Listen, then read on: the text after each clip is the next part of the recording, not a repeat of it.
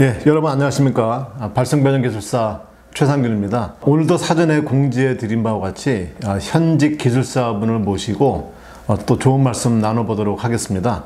기술사 취득 후에 창업을 하신 지 1년 반 정도 되신 차분하게 회사의 규모를 키워나가고 계신 기술사분을 초대했습니다. 먼저 본인 소개 부탁드리겠습니다. 네, 방금 소개받은 정청환 기술사입니다. 저는 하이텍 EPC라는 회사에서 설계 및 감리 업무를 한 20년간 담당했고요. 2022년 6월부터 원탑 EDC라는 설계회사를 창업해서 운영해 오고 있습니다.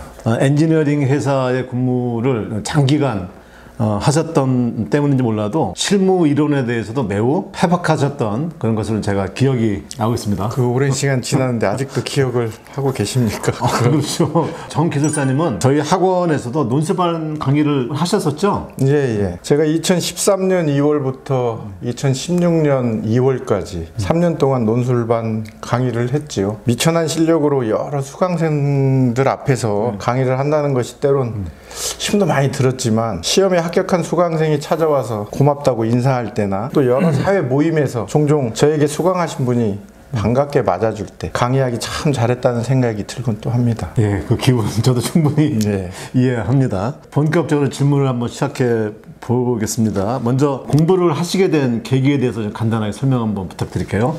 아무래도 제가 설계를 좀 전문적으로 하다 보니까 기술사에 대한 그 막연한 동경이나 자격의 필요성을 많이 느끼게 됐고요. 그래서 하루라도 빨리 기술사 공부를 시작하는 게 좋겠다는 생각을 갖게 된 것 같습니다. 제가 주로 담당했던 게 국내외 그 자동차 공장하고 그 1호사 변전 설계 쪽을 주로 담당을 했고요. 그러다 보니까 송배전이나 이런 업무를 하다 보면 기술적으로 막히는 부분들이 참 많았습니다. 심지어는 관련 논문까지 찾아보게 되는데요. 실력이 부족하다 보니까 내용을 찾아도 그 내용을 이해를 못하는 겁니다. 그래서 뭐 이런 하찮은 실력 가지고 설계를 해야 되겠느냐 뭐 이런 생각도 들고요.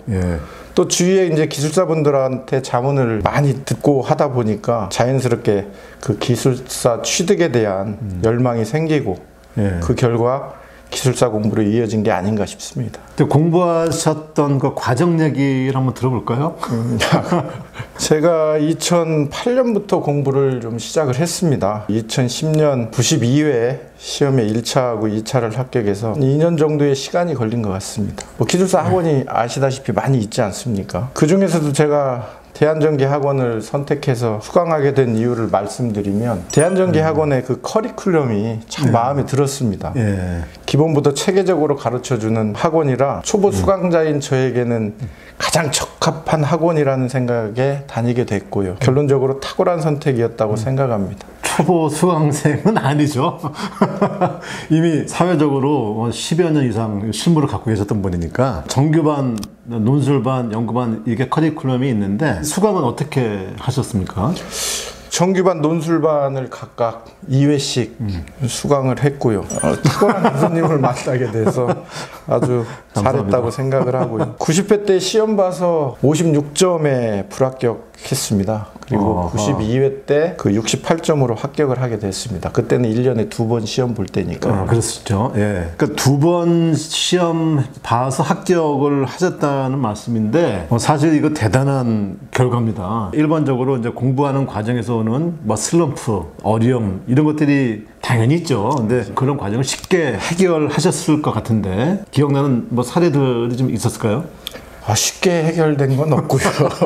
기술사 공부가 뭐 다들 아시겠지만 하루 이틀 해서 끝낼 수 있는 공부는 아니지 않습니까? 혼자 공부하는데도 한계가 있고 그리고 매일 또 뭐 일정한 시간을 공부에 투자한다는 건 또 결코 쉬운 일은 또 아니고요. 공부하다가 멘붕이 오기도 하고요. 책을 펼치기도 싫을 때도 솔직히 있곤 했습니다. 저의 경우는 무작정 지하철을 탔습니다. 저는 공부하다가 막히면 암기 노트 하나 들고 지하철 타서 한참 멍도 때려보고 뭐 가는 사람들 구경도 하고 그리고 암기 노트 보면서 암기가 안 되는 부분을 또 암기도 했던 기억이 있습니다. 공부할 때 잘 모르는데 그걸 계속 자꾸 공부한다고 잘 되는 게 아니죠. 그렇죠. 시간을 좀 두고서 다시 보면 또 이해가 되는데 공부할 때는 또 그게 잘 안 되거든요. 네, 맞습니다. 근데 양복 입고 구두발로 불암산 정상까지 올라간 적도 있습니다. 공부하다 말고? 네. 그냥 뭐 책도 펼쳐보기 싫은 상황까지 가니까 집에 가서 잠을 잘 수도 없는 거고 묵묵히 발끝만 보고 정상에 오르다 보면 내가 현재 처한 상황이나 공부하는데 막힌 부분들 요거 한 가지만 생각하고 계속 오르다 보면 자연스럽게 해법이 또 나오곤 하더라고요. 그리고 또 땀을 흘리고 올라가니 정신적인 스트레스나 뭐 이 쌓였던 것들이 많이 해소돼서 공부에 더 매진할 수 있었던 것 같습니다. 뭐 걷다 보면 고민했던 이 부분들이 의외로 뭐 이렇게 풀리는 경우가 종종 있죠. 좋은 해결 방안이라고 이제 생각이 됩니다. 면접 관련된 얘기거리도 좀 있을까요? 앞에 면접위원 3분을 두고 구술 답변을 한다는 것이 말도 꼬이게 되고 아는 것도 잘 생각이 나지 않는 경우가 왕왕 있습니다. 그리고 두서없이 말이 길어질 때도 있고요. 그러다 보면 좀 매몰차게 질문하는 면접위원도 계시는데요. 저도 그런 경우였죠. 그럴 경우 냉정을 좀 찾으시라고 당부를 드리고 싶습니다. 제 경우 당황스러운 상황이었지만 면접위원에게 앞에 있는 물 한 잔 마셔도 되겠습니까? 하고 양해를 구하고 물을 천천히 따르면서 그 질문한 내용에 대한 답을 생각해서 답변한 경우가 또 생각이 납니다. 대단한 용기입니다. 그러니까 이게 이제 일종의 면접에 대한 요령이다. 뭐 이렇게 그렇습니다. 봐야 되겠죠. 자, 이제 창업 관련한 이제 내용으로 이제 들어가 보도록 하겠습니다. 먼저 창업을 하시게 된 이유 매우 궁금합니다. 그 질문을 참 많이 받는데요. 가장 큰 이유를 말씀드리자면 저는 좀 허황된 얘기 같지만 새로운 꿈을 좀 꾸고 싶었습니다.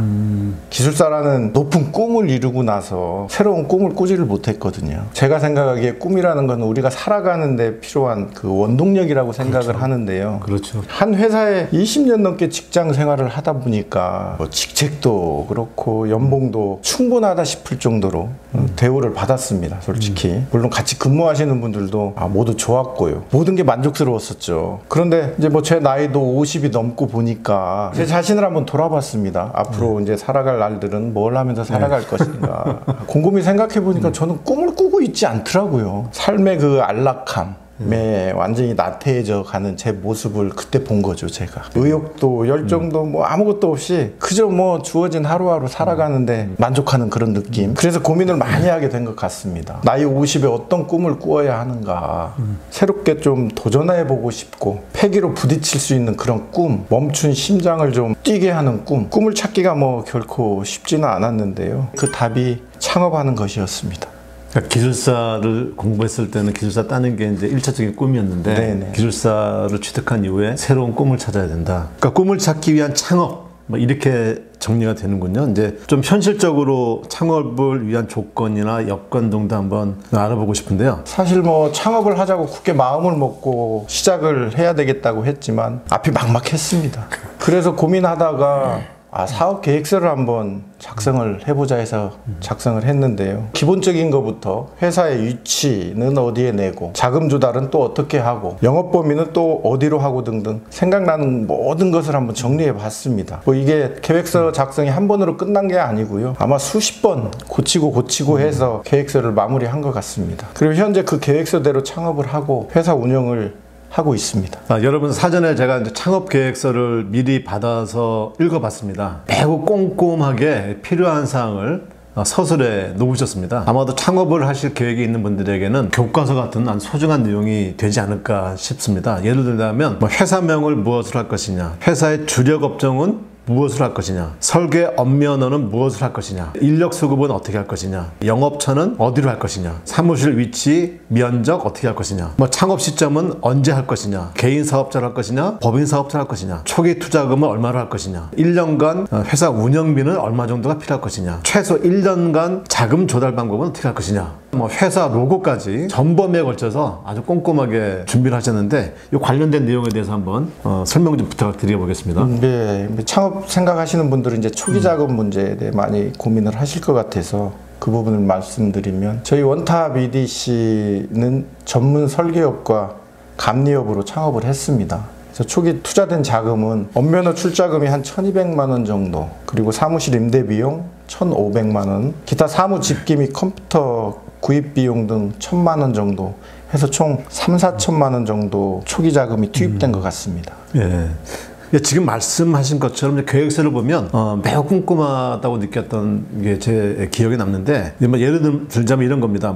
사무실 면적 산출을 하겠다라고 하면 1인당 1.5평이 필요하고, 그다음 오해 기기는 뭐 2평, 탕비실은 3평이다. 그러면 만약에 직원 2명이다라고 하면 1.5평에 2명이니까 3평, 거기다가 OA가 2평, 그다음 탕비실이 3평이니까 전체 한 8평 정도 필요한 거죠. 만약 여기에 이제 사람 숫자가 늘어나면 인당 평이 이제 더 늘어나는 것이고, 또 이 필요한 면적에 그럼 임대를 얼마나 할 것이냐 그러면 약 2배 정도 보신 것 같아요. 맥심 2배 정도로 해서 임대 면적은 뭐 10에서 15평 정도가 소요된다. 또 이제 예상 임대 비용도 이제 시세를 기준으로 해서 이 정도까지도 다 계획이 되어 있더군요. 네, 그렇습니다. 사전에 꼼꼼히 계획이 되어야 있어야 한다라고 하는 것을 또 한 번 느끼게 되었습니다.